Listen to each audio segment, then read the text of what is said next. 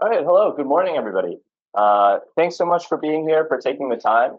My name is Will Freeman. I'm fellow for Latin America Studies at the Council on Foreign Relations. It's really my privilege, my honor to be here moderating this event today, this discussion on illegal gold mining and the dirty money involved in it.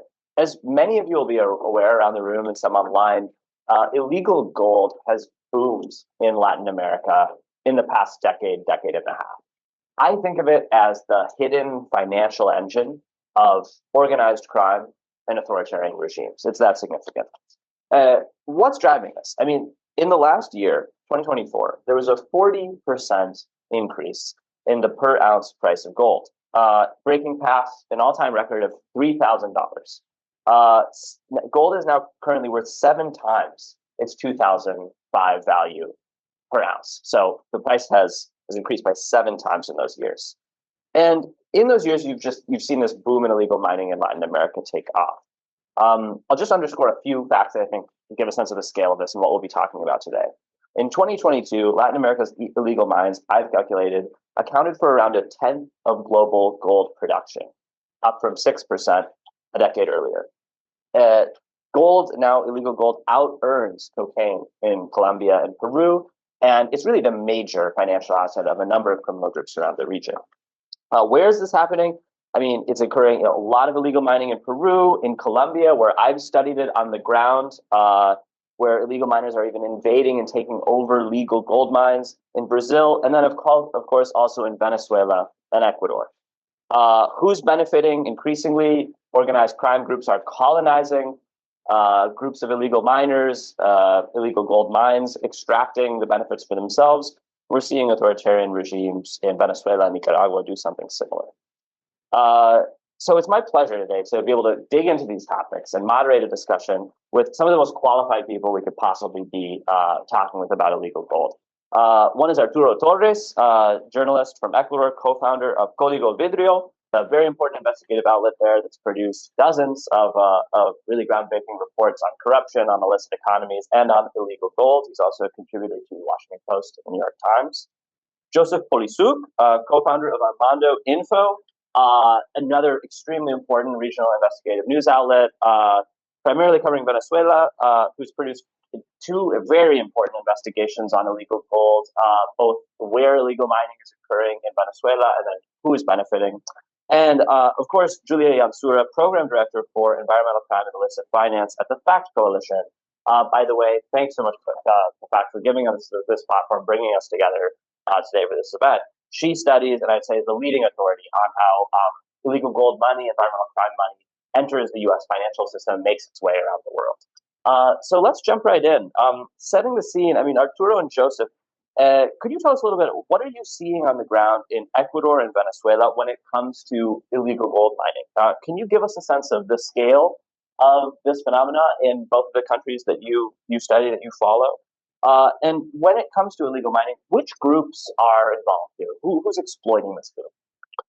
Okay, good morning to everyone. It's glad to be here. Thank you for the invitation, Julia. And Will, it's a pleasure to know more about this phenomenon that is impacting all the region where I live. It's not only Ecuador, but you got this problem, as you said, in Colombia, Peru, and for the moment is a mining problem linked with illegal activities, but maybe tomorrow another, like more of traffic of species that could be, the main problem, because the scenario is like changing so quick. And maybe that is the reason why the governments and the international organizations just can't respond to this phenomenon effectively. So this changing scenario is really related with how this third wave of organized crime that we are living in Latin America is just taking place in the case of Ecuador. But first one was in Venezuela, this kind of activities, but with the complexity in Ecuador. Because in Ecuador we have these dimensional problems with narco traffics, the narco cartels that are becoming a kind of big hub, transnational enterprise. I think that they are not only dedicated to narco traffic, but for the moment, the most valuable, thing is gold. Mhm. So they are now specialized on that issue and on that smuggling. So if you are controlling gold, illegal gold, if the control is better and the governments are acting better, they will switch Hmm. to another activity. Let's say traffic of species.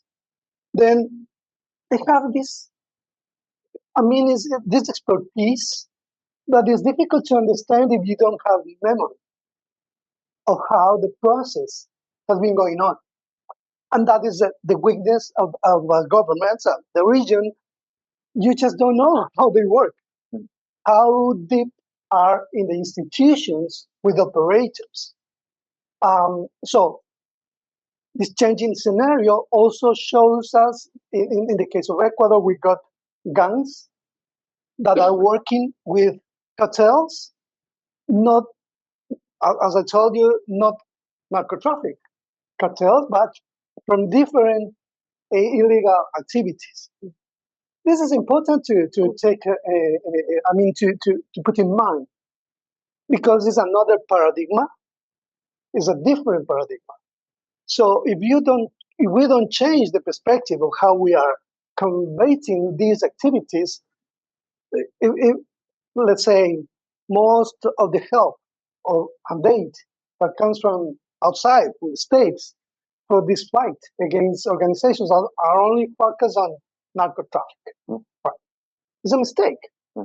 Right now is a big mistake, because you don't know really how this capacity of switch immediately to another activity and that is why this kind of organizations have such a power that most of the guns that they got come from the states, right? It's amazing how the guns they buy here the guns, right? Because you can buy any kind of gun freely. Then they export it illegally to Peru, and from Peru got get inside of Ecuador. And this is really amazing, because these guns are powerful and they got, amazing guns that are better than the air forces and the police. So how can you face this? How can you confront? The government can't really. And that is why another thing that is important to take in mind or to understand is that the government does have operators from these organizations inside for many years. Since, let's say, last 10 years, maybe. And they are really, they have the information. And if you want to, recently we have this new government from Daniel Noboa that is now in power again. He was reelected. But he doesn't really know that the enemy is inside. They don't have, a face, because they are in the middle, imposed that can really have access to information, and that is the thing that the government didn't take care of. How can he have a real map of the operators? So it sounds like this is the context in which this illegal gold mining boom has taken off in Ecuador, but it sounds like what you're describing, we could see those conditions in other countries as well. Yeah, that's right. These criminal groups that are so adept at switching between markets as it suits their interest, governments that often address and part of the problem with encouragement by the U.S., but not necessarily the organizations as a whole. Joseph, what about in Venezuela? What have we seen when we start, drilling down specifically on illegal gold mining? What have we seen in Venezuela? What are the dynamics? How does this economy work? there, and what groups are in control? Yes, thank you, Will, and thank you, everybody. It's glad to be here and to explain that beyond the dramatic headlines of Venezuela about a political crisis, poverty, migration that you are seeing as well, there is another underground in the south, and we have seen a process not just about deforestation that is already a scandal. It's about human rights as well. We have had an invasion of irregular groups. The first time that I went to an illegal gold mine, it was in the year 2006, and it was incredible. As an anecdote, where could I sleep? In the warehouse. Yes, it's another world that we are seeing, even slavery with the indigenous people. And let me tell you that in that time, 2006, I went because the newspaper where I used to work sent me to cover what it was called the massacre of La Paragua, that is close from the border from Brazil.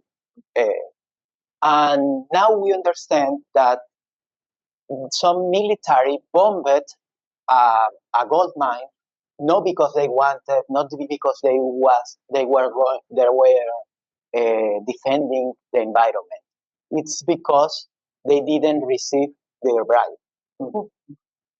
But now it's worse because the military, the government understood that they cannot do it directly. So they permitted that some irregular groups enter in the ground. And it's a half of the territory of Venezuela. And at this time, some Venezuelan gangs invade this territory. But then they return the garimpeiros, the Brazilian miners, in the south of the south, where it's really difficult to go. Already in the 20th century, nobody had been there. And then, as a mirror effect, after the process of peace in Colombia, the guerrillas of Colombia moved. They were, but they moved even more to these places. And unlike in Colombia, for example, we have seen that some of them, I wouldn't say that they have a pact. They are not friends, but they have a pact of a non-aggression pact. So they have distributed this territory, and they are even using indigenous voluntarily in some cases. Remember that we have poverty, hunger, migration, everything. But in some cases, they are slaves. And it's good to say this because we are warning that in China we have there are concentration camps, but something similar is happening in this hemisphere, and we are not saying that. So it's not just about environment. It's about human rights, and it's dramatic. And this is what we are seeing, and this is the reason because we are investigating not just this, who is enriching and who is winning with that. Right. So, I mean, it sounds like in both countries, in different ways, you've seen this boom facilitated. I mean, maybe in Ecuador by government negligence and even to some extent corruption. In Venezuela, much more directly by the state itself. But in both cases, I mean, becoming a really significant problem, even the defining dynamic in whole parts of the country is involved, right? In the south of Venezuela, as you mentioned. But I'm curious to turn the lens now towards the United States. I mean, Julia, how do you see this issue affecting the U.S.? I mean, one could maybe think, okay, seems like a fairly distant problem. We're talking about an illegal economy that's thriving in the Andes and the Amazon, but maybe is more negligible in Central America, Mexico. So it's not necessarily geographically close. Why should the U.S. care, and how does it affect U.S. interests? Yeah, I mean, first of all, the security problems that we face in the Western Hemisphere are often shared. Mm. I mean, we know that the leading cause of death of Americans of working age is drug overdose. Here, we're listening and we're learning that a major source of income for drug trafficking organizations is illegal gold mining. So the extent that they're getting richer, we're getting less safe. These groups are powerful, they're transnational. So I think there's that aspect where it's a shared security problem. And let's not delude ourselves into thinking that the dynamics that are happening in, Ecuador or Venezuela have no impact, because, we're in a shared security environment. Second of all, I think, there are really direct financial linkages to the United States. We did some research on this. We were looking at illegal gold mining cases that had been looked at by authorities in the Andes, Amazon region. We found, sort of mapping out like who's involved in these cases, which actors, which countries, which types of products. And one of the findings of that was that the US was actually the single most common foreign country involved in these cases. That's both for the gold itself as well as for the proceeds. So talking about the gold itself, gold is obviously incredibly valuable. The price has been skyrocketing lately. Will mentioned it's surpassed $3,000. Some people are, even saying it might reach $4,000 this year. That's an incredibly valuable material. What we see is that some of that gold is actually making its way into the U.S. In the case of Colombia, the U.S. is a major importer, the primary importer of Colombian gold. Some of that's via formal import-export process, like you fill out the paperwork and it's a formal export. Some of that is via more like illicit channels, like smuggling, human couriers. I was doing some research and I found that in the case of just the Miami International Airport, they'd seized over a ton of illicit gold over the past 3 years. That's just Miami, and that's a lot of gold. Think of the value. We're talking like well over $100 million just at that one airport. So that's on the gold side, but there are also really powerful financial linkages. We've been researching how weaknesses in the U.S. system allow some of that dirty money to flow across borders. We've been looking at problems with shell and front companies, which are commonly used to move dirty gold, but also to launder the proceeds. It's a little hard to estimate the total value of this illicit economy because, if you're talking an illicit economy, it's by definition clandestine and hidden. But some of the data that we've seen, again, estimates, we're talking over $7 billion a year in profits from illegal gold mining just in South America. And we're seeing really significant evidence that that money is flowing towards the U.S., towards places like Miami, New York, etc. So that, is a top concern to us as a U.S. policy organization, and making sure that we shut down some of those pathways, both for the gold and for the dirty money. Right. I think that was so well said that we can't pretend that the drug trafficking organizations, which are obviously a major, and for good reason, a major U.S. foreign policy focus right now, a national security concern, we can't pretend, as Arturo was saying as well, that that's disconnected from the illegal gold, right? And if we've spent billions as a country trying to control narco trafficking, but we're allowing this other economic engine to just run at full speed and fueled, in fact, by buyers in the U.S., I mean, it's kind of productive. We're undermining ourselves, right? Well, you brought us to the topic of how this gold is starting to leave the region, and I want to dig down there. So, Joseph, some of your recent investigations have looked at how Venezuelan illegal gold leaves the country and leaves the region. Tell us what you found, and can you walk us through how the gold, starting in one of these illegal mines in the south of the country that you mentioned, how does it actually make it out of the country? Who's selling it or trafficking it, and how is it then, disguised or laundered as legal gold in many cases? Yes. This is like the narco trafficking. When someone finds a route, they change the route. So we have investigated some routes, and we have seen some different schemes that are very adaptable to the reality and to, yes, for example, we have seen that some Venezuelans sent illegal gold to Brazil through the border, and in Brazil, they paid it with food, legal exports of food. It's an incredible scheme of money laundering. Remember that in that time, food is like gold in Venezuela. There is a shortage of food. So this is not just about an illegal activity. This is enriching an economy with other activities, and it's not just about narco trafficking or illegal gold. It's making the food in an illegal economy. But now we are seeing that the scheme is changing because Brazilians decided to investigate and to avoid this system. So the gold of Brazil is going through Venezuela. And we have seen some other routes. For example, through the Caribbean, we have seen that some gold ended in Switzerland, in legal traders of Switzerland. But looking the chain, there are irregular and illegal activities in Panama, Curacao.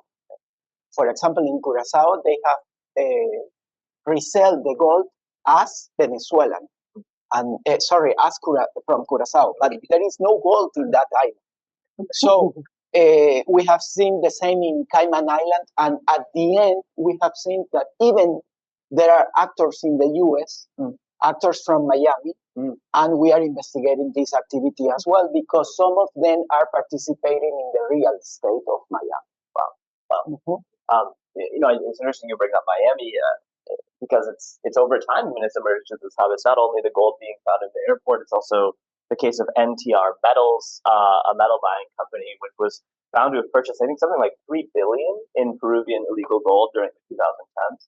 So I'd love to hear more about that in a moment. But Arturo, I'm interested to turn to you about this question of how gold is leaving the region. I mean, you've done some recent investigations on possibly illegal gold moving through the ports in Ecuador to China. So tell us about that. What did you find?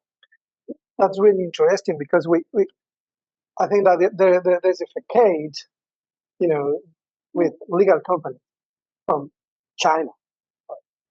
We found that on a small company, legal company, is exporting to China gold concentrate, right? And that is the mechanism that they have to put on the cargo many kinds of, another minerals like coltan or cotton, anything that you want can be, through this cargo because no one can check that. No one's going to check it. Because the phenomenon with China is very interesting because this kind of mixture, it's like legal, illegal, depending on how you put controls. And if you have weak controls, it's like heaven for these activities. So the main point is how weak is the government to control, right? And I think that Chinese companies and Chinese people, because you can see at the south of the country, where we have a province called Zamora Chinchipe, that is in the border with Peru, you can find many Chinese businessmen buying gold. And the same is happening in Suriname as well, and in other countries. So this method is really, it's like a pattern applied in different countries. I don't know really for how many years this has been happening in our region, but it's a case that we could document. And this small mining company is exporting thousands of gold concentrate, right? So I don't really know what can they able to carry in this cargo to China, and how this is going to change when this new port on Peru, that is Shanghai, right, is going to operate. That could be the bridge to many, many illegal activities too.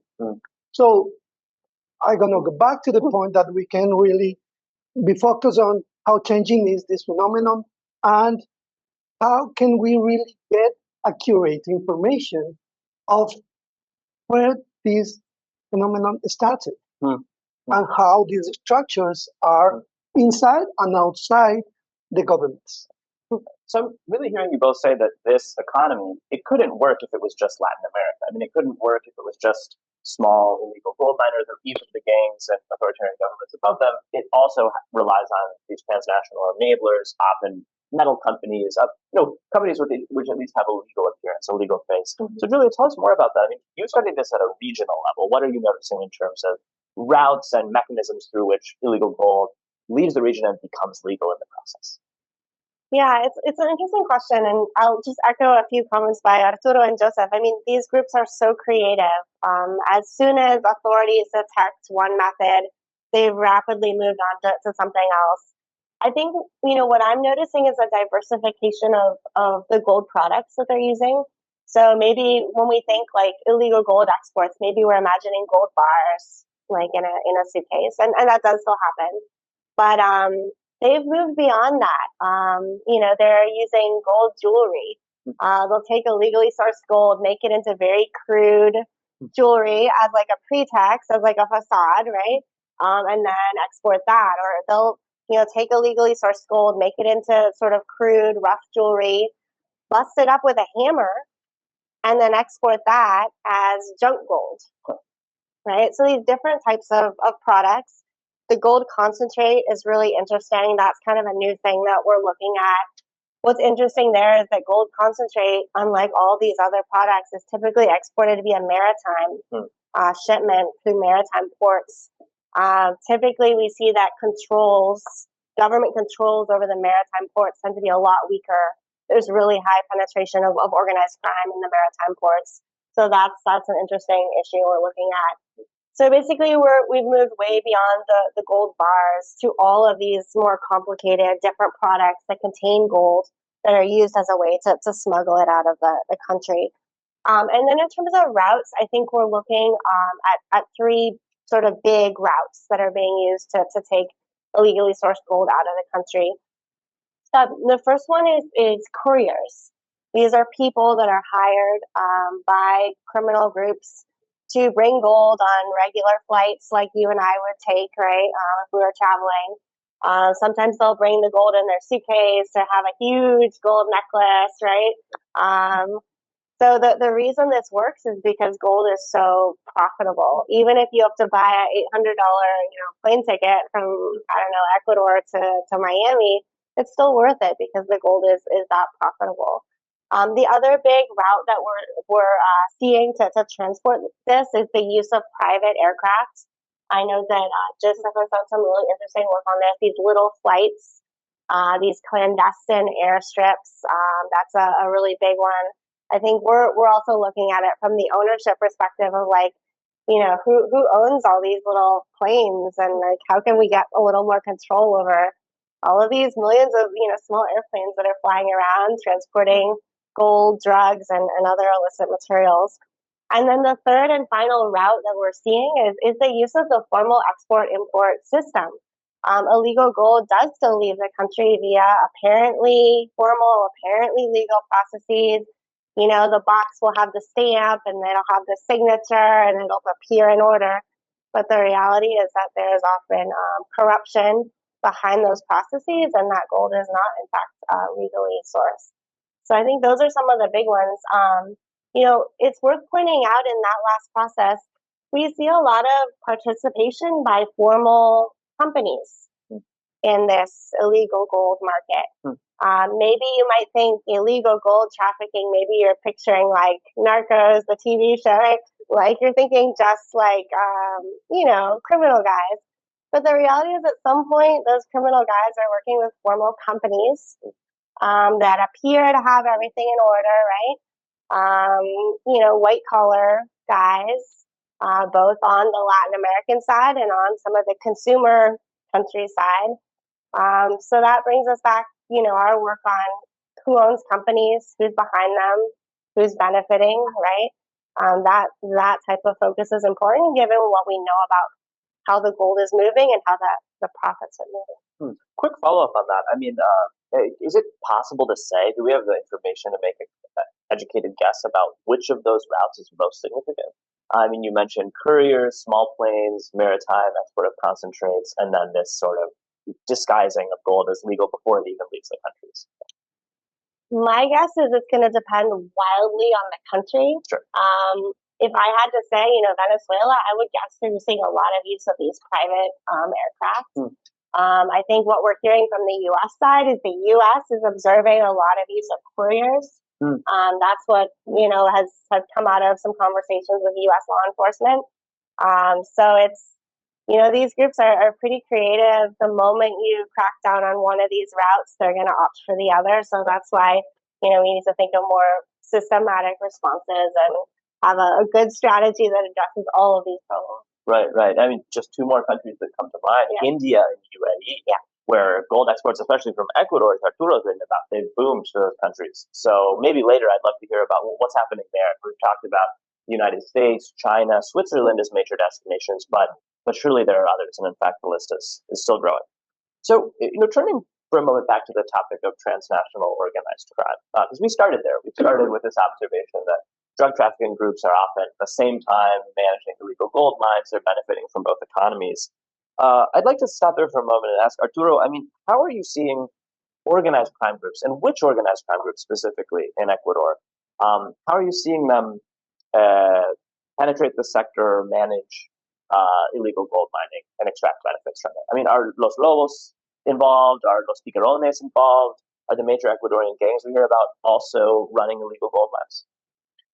Yeah, that's interesting because my focus is for now is that in the first stage of this combat to illegal organizations, we will really believed that Los Lobos, Los Choneros, and many gangs that were atomized after the pandemic, they are the main responsibles of these activities. And that is really the case as well, right? Because it's perfect, it's like, I don't know how to say, chivo expiatorio. Scapegoat. Yeah, that's right. That's ideal. Yeah. As an ideal for the government, to combat on people is just, they are the responsibles. We are in that moment that we need a guilty group, right? But that is perfect for this kind of organizations. They got these guys that are invisible, but at the side, they are, they are in charge of how to move the money, how to do business with the government or to another organizations. These are like, Puritans. It's like they are untouchable. And if you don't see them, it's impossible to identify really how to combat this phenomenon that is very, very linked with the enormous power of money. With that money, they can buy everything, every authority, in any country. And if you don't buy it, you can make a threat for these guys. So it's really interesting, that point. I mean, if you can look at that, how we can just move the veil and try to look deeper, and try to understand better this phenomenon, so then we can be effective, really. Right, but how challenging, because it sounds like some of these groups are so invisible that we don't even have names for them, right? They're these amorphous kind of business networks, which may have contact points with gangs, but what you're saying are kind of their own entities, really. And I'll just add that I saw something very similar in Colombia. I spent time one of the largest gold mines in the country, surrounding town, which is now controlled by Clan del Golfo, the country's biggest criminal group, Puritica in Antioquia, is the name of the town. And the fascinating thing there that dovetails with what you're saying is that, while it's true that Clan del Golfo controls the town, each illegal tunnel in this town has its own owner, who is usually sort of a local powerful family from some part of the country. And so, they're benefiting, the criminal group is also benefiting, but it's exactly what you're saying. I mean, it's not simply that a gang is reaping all the benefits and fully in control, right? It's more of a confluence of interest. So I'm interested to maybe compare or perhaps contrast that with the situation in Venezuela. Joseph, earlier you really put emphasis on how the state, the military, has been involved in kind of de facto regulating the production of illegal gold and its export in Venezuela. But you also mentioned FARC dissidencies, other crime groups. So what exactly is the role of organized crime in illegal gold in Venezuela? Should we look at them as just one among many actors that's benefiting? Do they play some specific role in the process? Are they particularly important in certain parts of the country? I mean, how would you help us think about that? Yes, unlike the other countries of the region, when we are tackling this topic in Venezuela,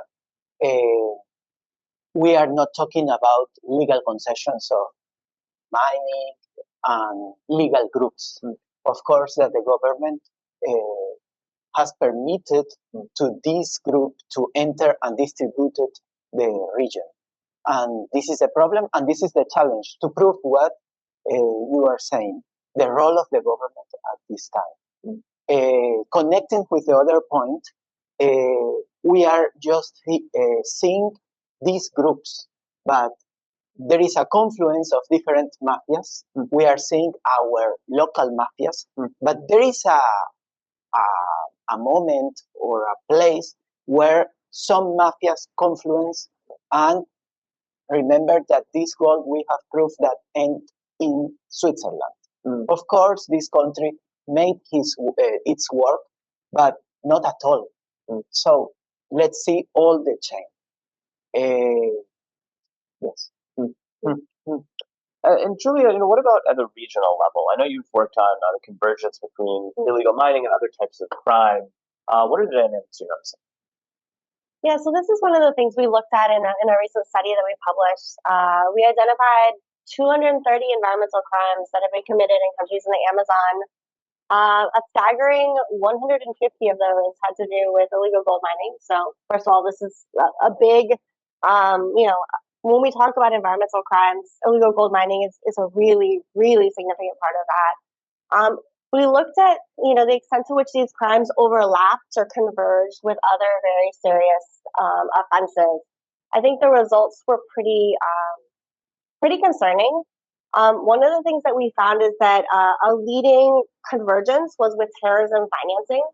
So we do talk a lot about drug trafficking. That's certainly very important, but the reality is that we also see groups that have been designated as terrorist organizations by these countries that are benefiting, right? So guerrilla groups, other non-state armed actors that are getting very rich off of this illicit economy.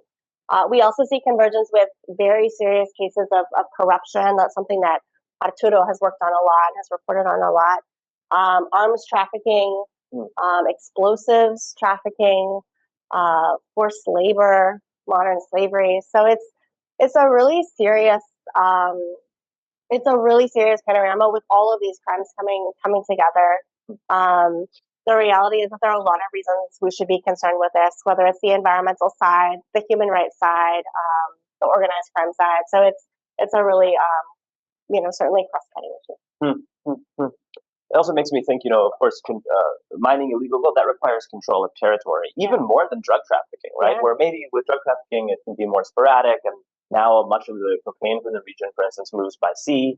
So the maritime routes are really what's significant. With illegal gold, you need to control entire areas like the south of Venezuela that Joseph's been discussing, and that means, right, that you also have to exert coercive power. You need guns, you need chemicals to mine. You need a labor force. So I can see how it would expand into all these other areas.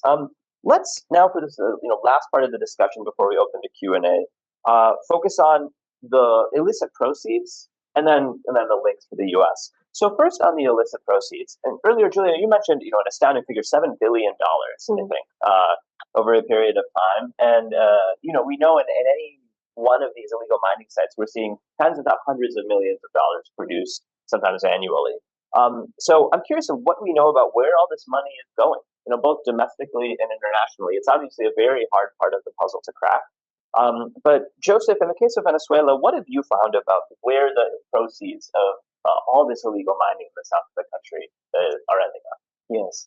I was commenting you that this is feeding some other economies, for example, the trafficking of food, because unfortunately this is happening in Venezuela right now.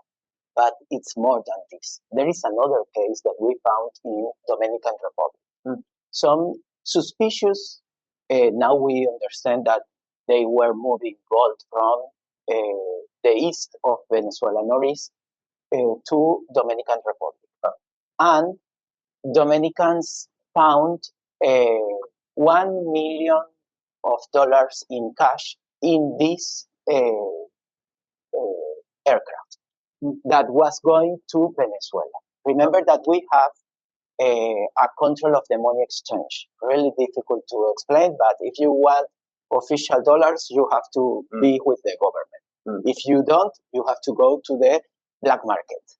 And this feeds the corruption and, of course, the poverty.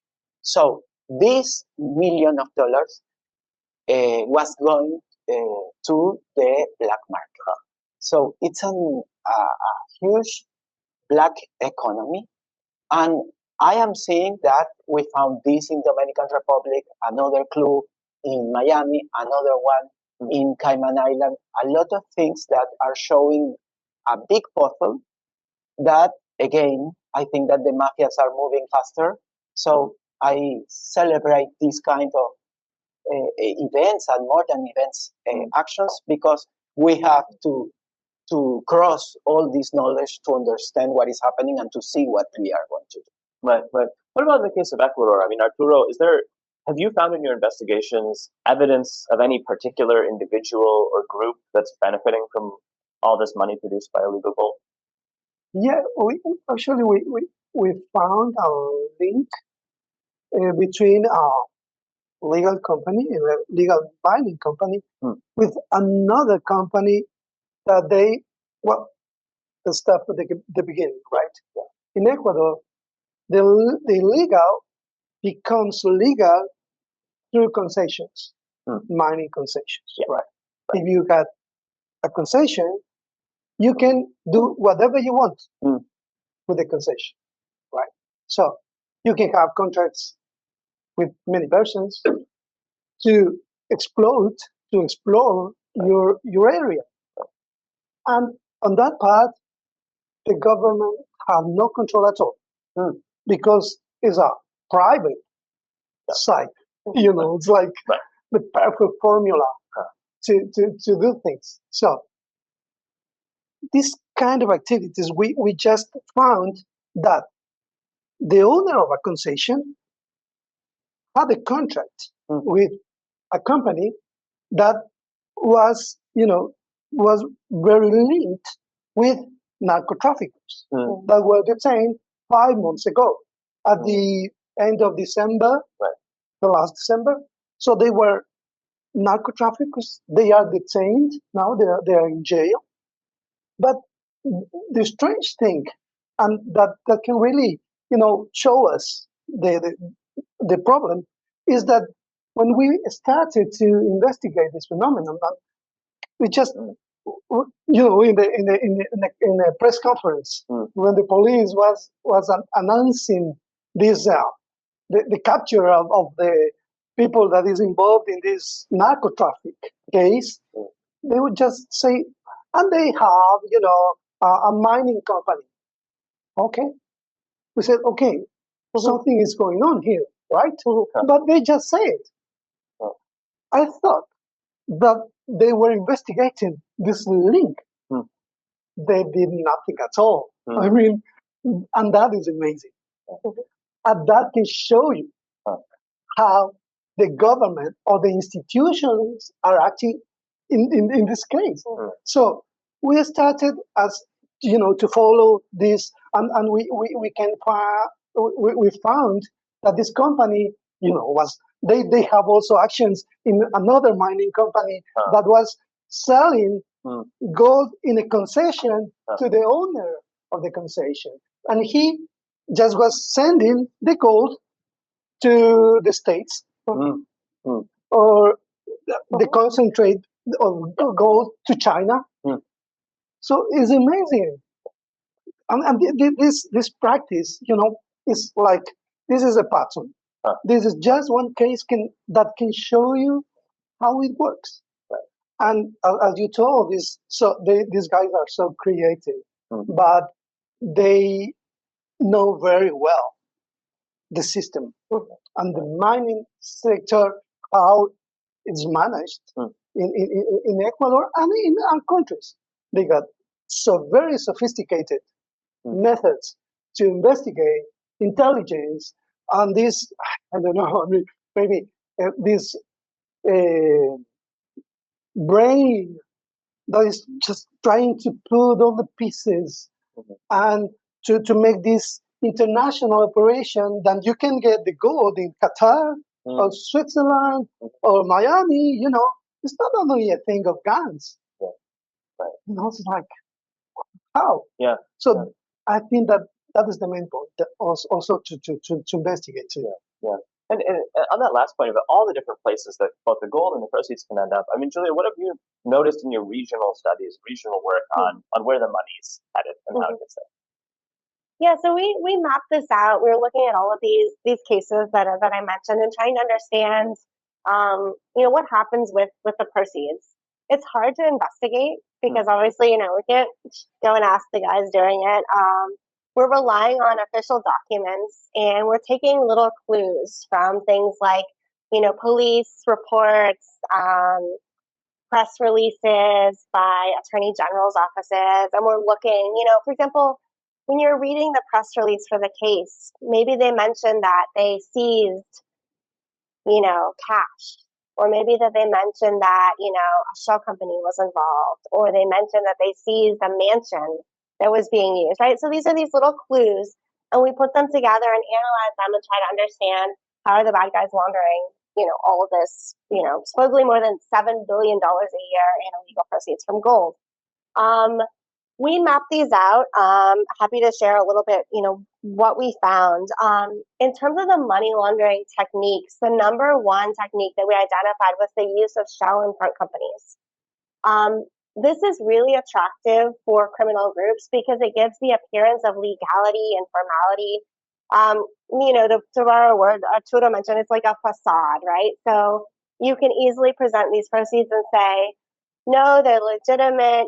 These are the earnings from my, small business. And, the bank might not ask as many questions because they say, oh, well, he's a business owner, he's got a laundromat or whatever, right? So, it's this appearance of formality. It's it gives you an excuse of where the money comes from. So that's a very attractive money laundering technique that's being used. The other big one we found was the use of real estate. This is a problem. We see it here in the U.S. with real estate money laundering. It's also a problem in places like Ecuador, Colombia, a lot of the other countries in the region. This is so attractive because it gives you the opportunity to launder a huge amount of money in a single transaction. If you want to launder cash, it's going to be a lot of little trips with, some different guys at different banks and these little transactions, and that's very cumbersome. Real estate, you could launder $2 million, $3 million, $10 million in a single transaction. And in many of our countries, real estate doesn't have the same level of anti-money laundering coverage as other types of activities. So that's a really, really attractive one. We also found the use of frontmen or testaferros. For example, registering a financial transaction in the name of like your chauffeur or, I don't know, your husband or wife or your child. We also see bulk cash smuggling, trade-based money laundering. These are a lot of techniques that are being used. Often they're used in conjunction. So a really classic one that we see will be the use of shell companies to purchase real estate. That's very attractive. It gives you a lot of anonymity, but it also allows you to do a large transaction all at once. So launder a big amount of money in a single transaction. So I think that this kind of research also gives us some clues of how we can go after this money, how we should be responding, how should we be thinking about it. Certainly, from our perspective, the use of shell companies and front companies, that's a big one. In fact, among these illegal gold mining cases, we looked at these and we found 78% of these cases actually had evidence of the use of shell and front companies.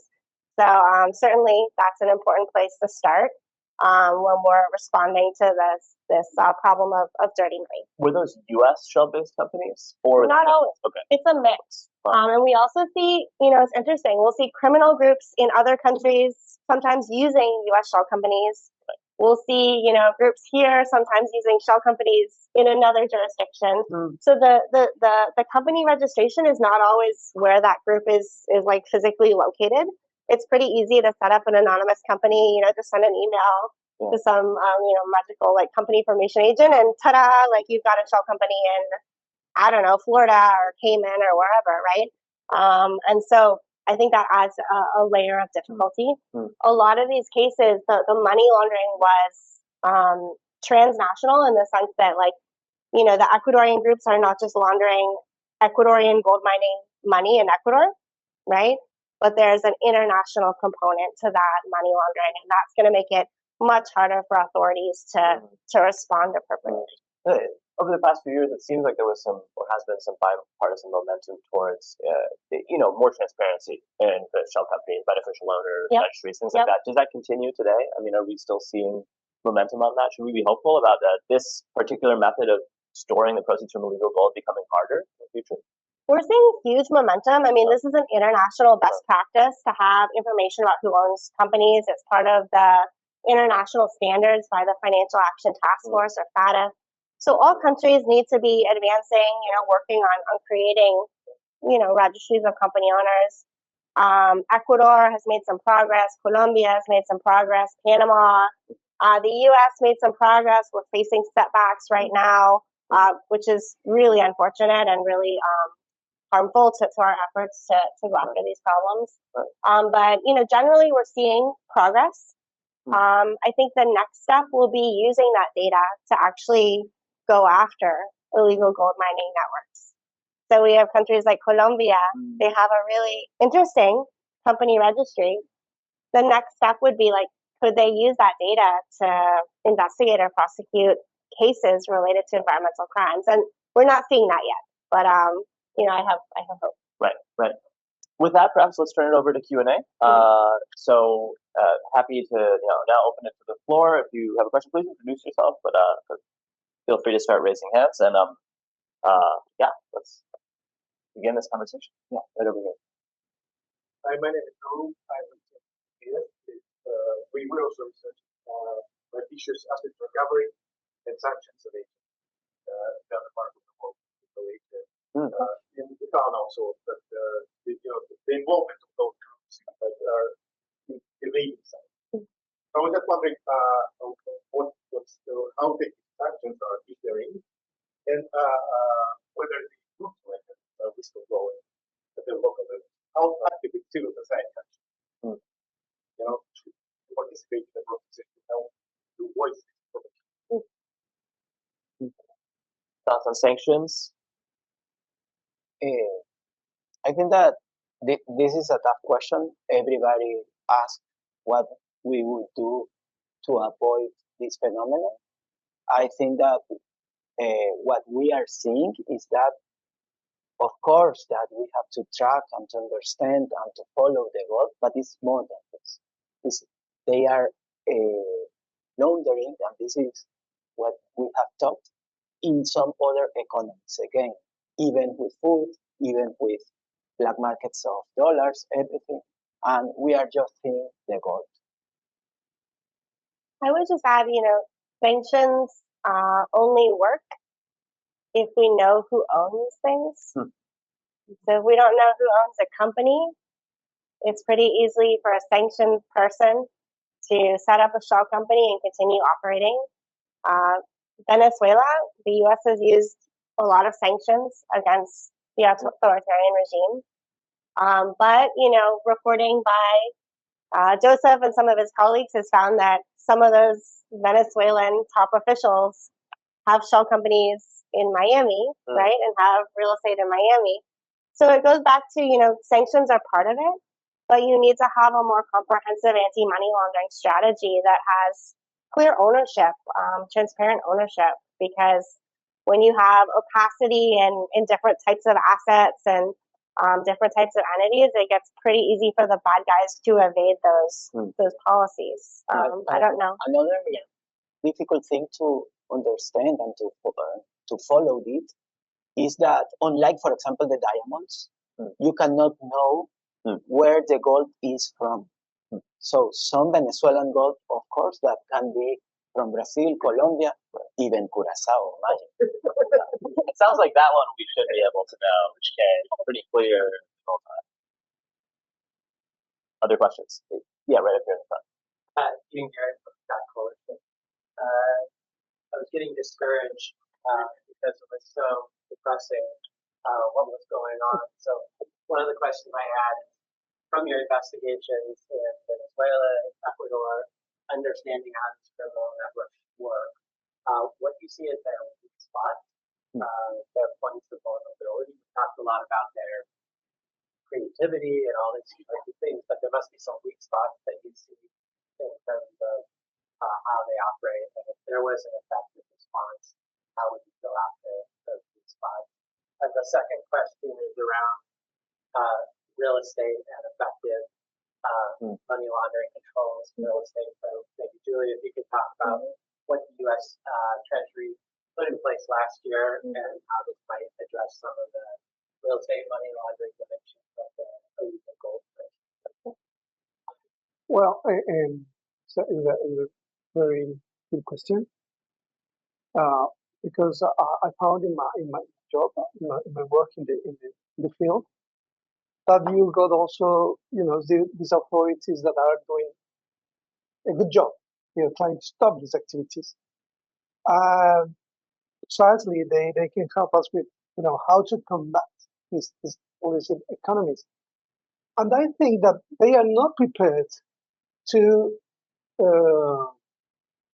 for a task force, let's say, someone that can really get information from different sectors and to understand all the picture, because they know very well how to buy agents in different institutions, or even though in the case of Ecuador, we got the majors of the provinces or the local authorities. They got mines. They are the owners of concessions. So it's like a big conflict of interest. So we need to work on laws. Also, to reinforce the institutions, but most of all is like just trying to, as you know, they control the chain, but how to break the chain is, first of all, we need just like this task force that can understand everything and can really, point out to the weakness of these organizations. We, as journalists, we are just like trying to understand and trying to inform what we can know. But sadly, in our countries, the government just is like an entity that works with no memory.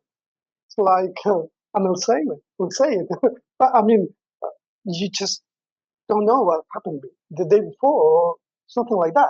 But this is not the case.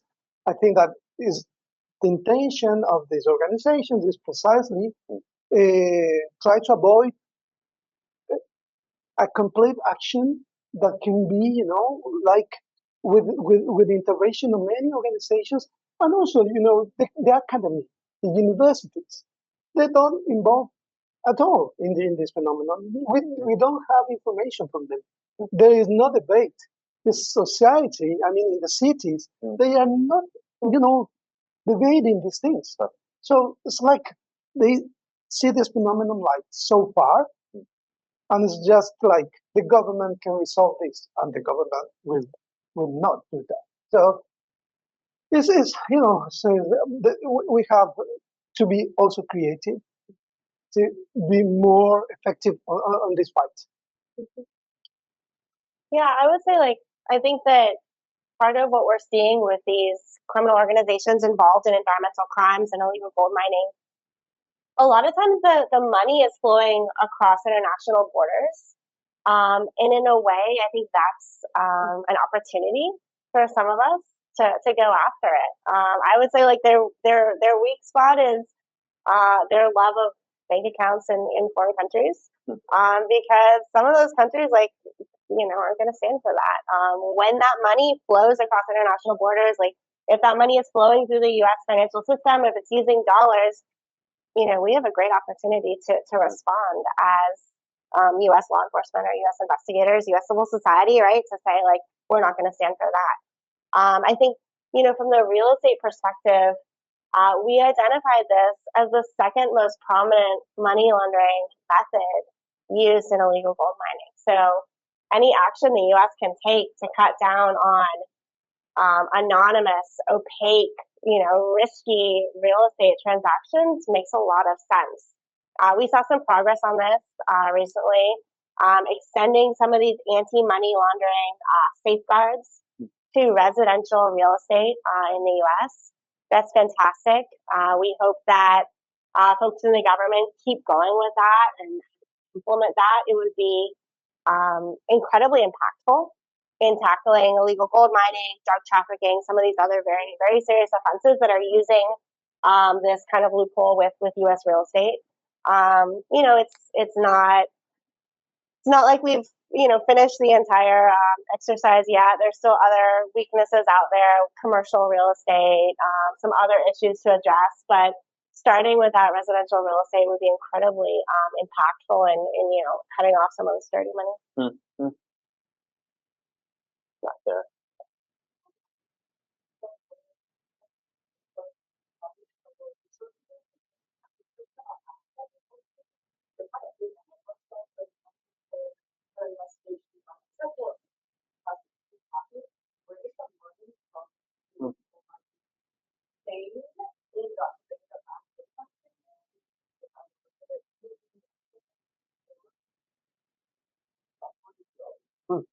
Yes. And connecting with the other question as well, I think that we have to understand the big picture, the global map. And there are some countries that they are doing their work, but it's not enough. I think that this is a puzzle, and nobody knows what the other country is doing.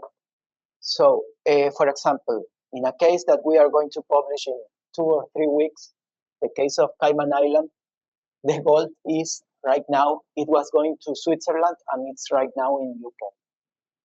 But it has 6 years in a judicial process. And they are doing their work, but if they would know connect some other information, they would understand that this is a Venezuelan mafia connected with an Italian, another from Italy. So I think that the information is in some countries, and we have to connect, and not just with agencies, for example. Some of the facts and findings are, for example, in judicial process. Again, NGOs, journalists, authorities, I think that we have to understand the work of the other one in order to fight it.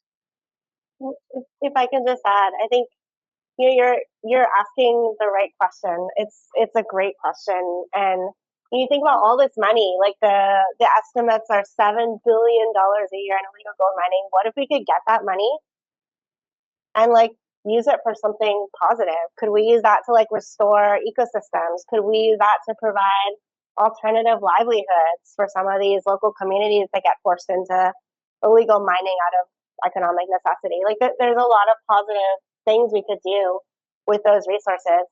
I would say, unfortunately, the reality is we're not there yet. There aren't even many cases. There aren't many prosecutions. There aren't many convictions yet for these crimes. I think Arturo had alluded to the fact that a lot of government authorities are very heavily focused on drug trafficking. Environmental crimes tend to be a little bit deprioritized in many of our judicial systems. And so, asset recovery, I think that's like the next step. And I would love us to get there and be able to use those funds for some of the things you mentioned. But we have a long way to go and a lot of work to do just in prosecuting the cases before we can even get to that step. Yeah.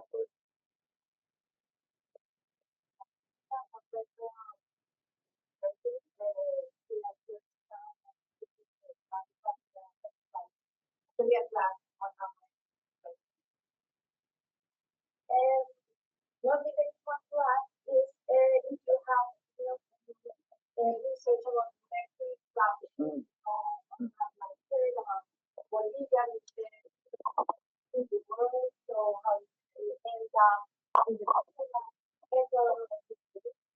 Is that what you just asked a question? This week, last weekend, the 7 members of the army were killed actually by Colombian dissidents in a mining area. So I just want to follow up with maybe that want to speak to that news from like the Venezuelan side, but actually this was what the new data that was on the area of the mining area. So phenomenon is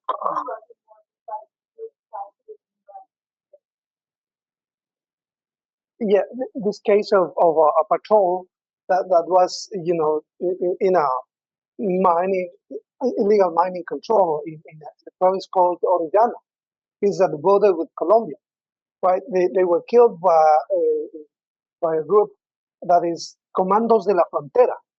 They were a dissident from the FARC, right? And they are there for more than, the FARC, and then the dissidents that now are working in narco traffic, illegal gold mining, extortions, and everything. They got allies with local bands like Los Lobos or Los Choneros, right? So they, as I told in the beginning, the FARC and the guerrillas started with illegal gold mining, right? They control the borders. And now, it's very interesting that the Comandos de la Frontera are right now in Peru as well, at the south, in Zamora Chinchipe. They are working with Los Lobos, Los Choneros. It's, it's interesting how they can be just, like you are doing business and you can work with any organization. So the paradigm is different too, because one thing that, okay, this cartel was with Los Choneros or with Los Lobos. No, they work with anyone that can have control of a zone or of a region. And this patrol was just doing the thing that you need to do with another institutions, right? Soldiers and military forces are doing everything in Ecuador, right? And that is a mistake because the people from the armed forces are exhausted now, because we have the government declared an internal conflict against 23 terrorist groups almost 2 years ago, and now we have this massacre in the border that is a real shock in Ecuador. But if we can understand that how these alliances from these groups are moving, and they are controlling this thing, and this mirror effect that we got with the FARC first, then the guerrillas, then the dissidents. It's happening in Ecuador, it's happening in Peru.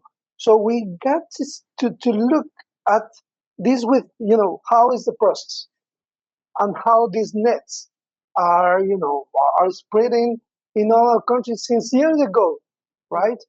And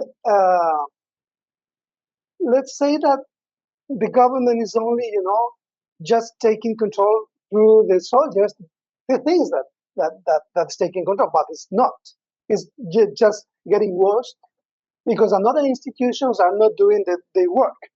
And just for the mercury is, it is very important because we don't work in the logistics for these groups. If we can cut the logistics like fuel or mercury that is prohibited in Ecuador, we can do something effective. And the authorities are not doing that. There is no cooperation, effective cooperation, not the formal cooperation between, in the Andean region, we got this, the CAN, that is a regional institution, but it doesn't work. I mean, it's like, it's disturbing just to understand why they don't just work in the sense. I think that Liliana is hitting the mark because another way to tackle this phenomenon, this problem, is to understand the mercury market. Not all the mining is with mercury, but a good part of this, yes, and it's polluting. And there are just 3 countries in this hemisphere that accept the mercury and that buy and that is legal the imports and exports of mercury. Mexico, Bolivia, and Guyana, who is a neighbor of Venezuela, and we know we don't have recent studies about that investigations, but we have investigated in the past that in the case of Venezuela, the mercury came from Guyana.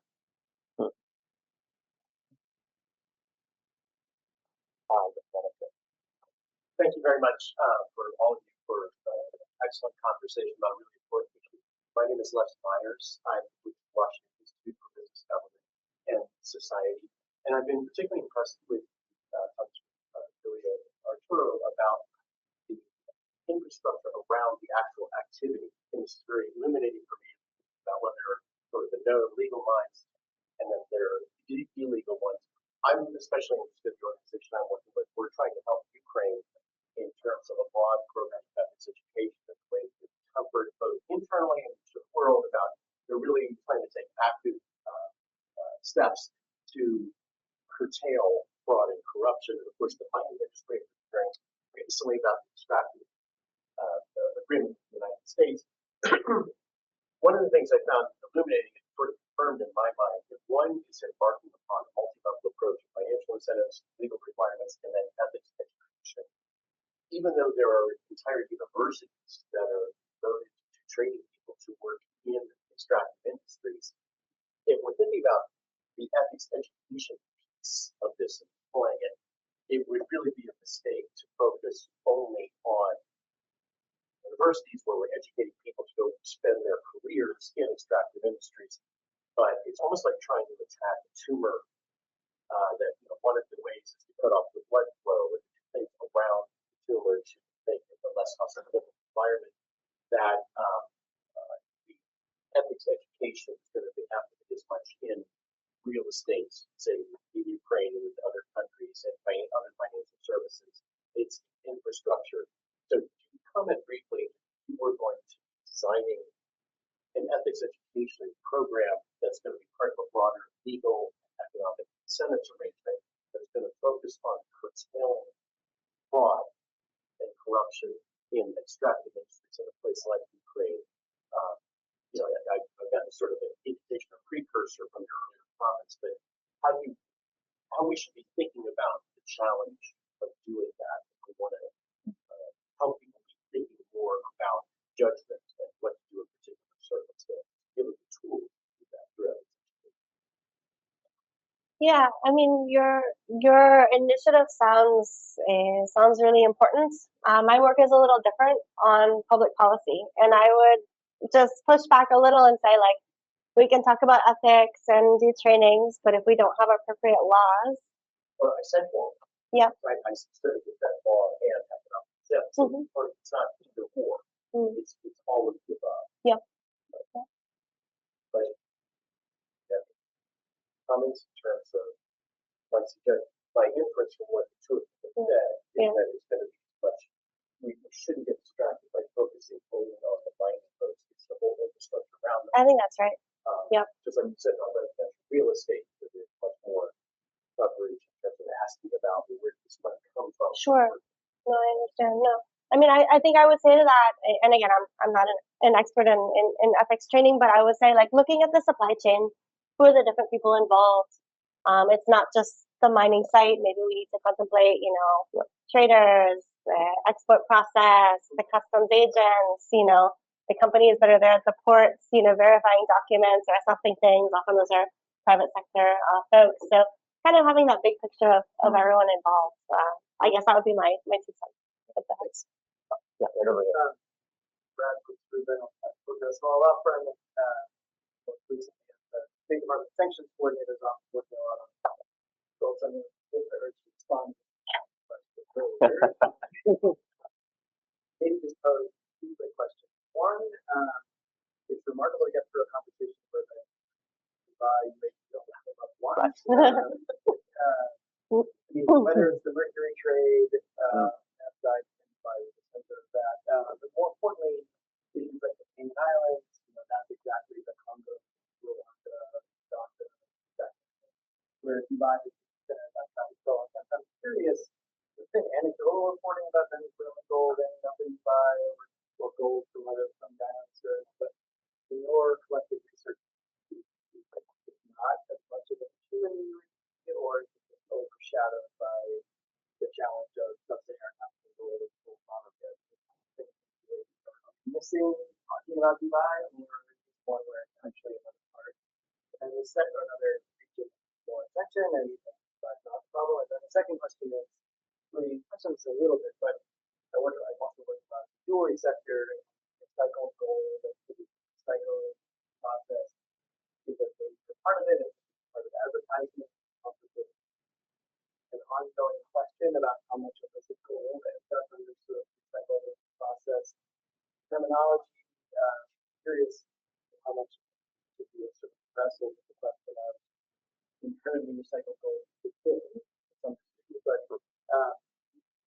how it engagement with the sector, the legislation in Congress on Venezuela, and other ways to get at recycling not the problem.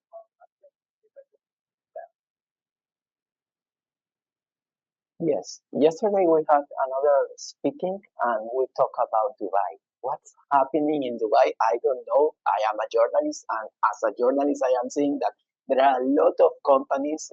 I think that it's a kind of tax haven for gold.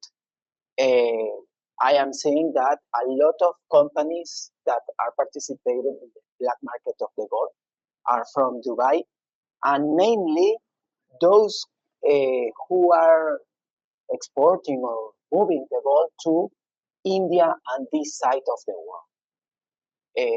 But I don't know what to do with Dubai. I think that there is something happening. I don't understand why Dubai is doing that. And yes, I don't know if you want to go. I'll jump in. I think Dubai is hugely important. It's something that comes up all the time in my research. I probably don't talk about it as much because I don't see it as an effective lever for change. Maybe just if I could say I don't know what to do about Dubai.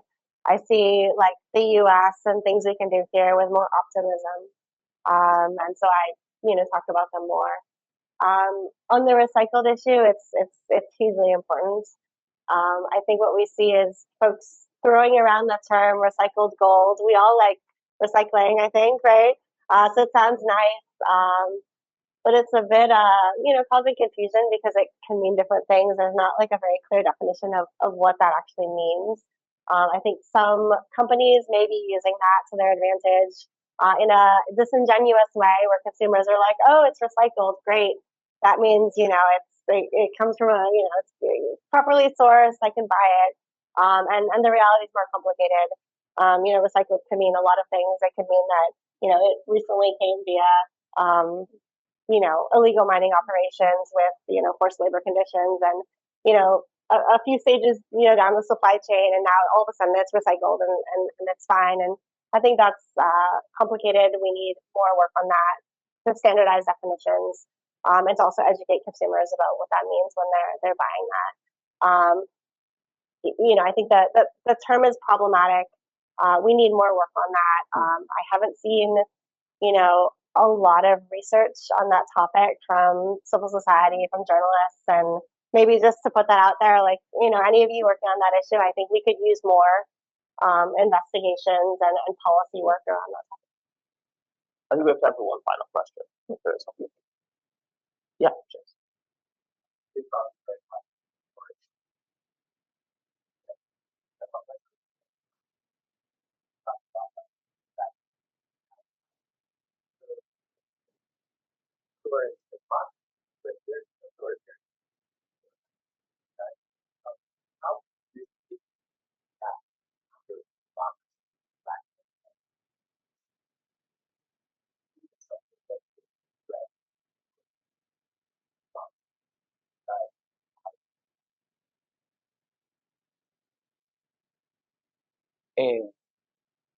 Yeah, when the oil fall down in Venezuela, it consists when Maduro seized power. Of course, it's proof, and the example that I show you about Dominican Republic with the black market. Of course, that this illegal activity is feeding some other illegal activities, and it has support and permitted the regime to continue. In the case of Ecuador, I think this is clear that we got the narco politics, right? So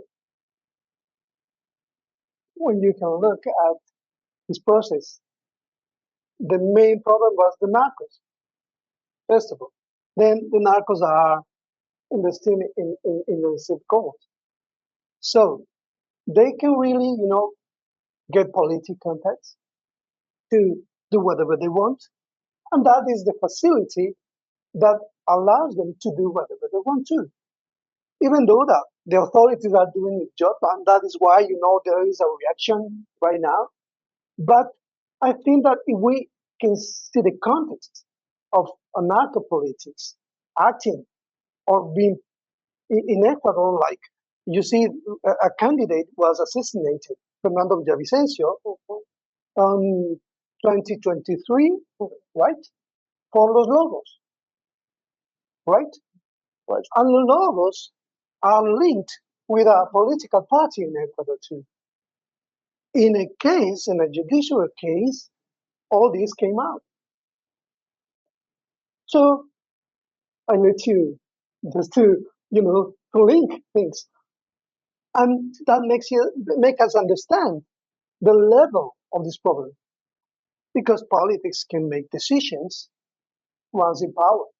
So it is really that's very important to understand the context of Ecuador, to understand too how this is growing and expanding this phenomenon. So yeah, that is the scenario. So with that, we'll wrap up. But please join me in thanking our speakers, Julia, Joseph, and Arturo. Thank you.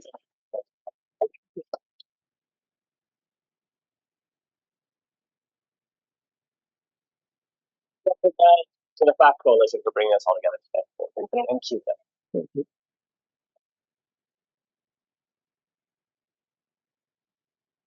Yeah, that was excellent.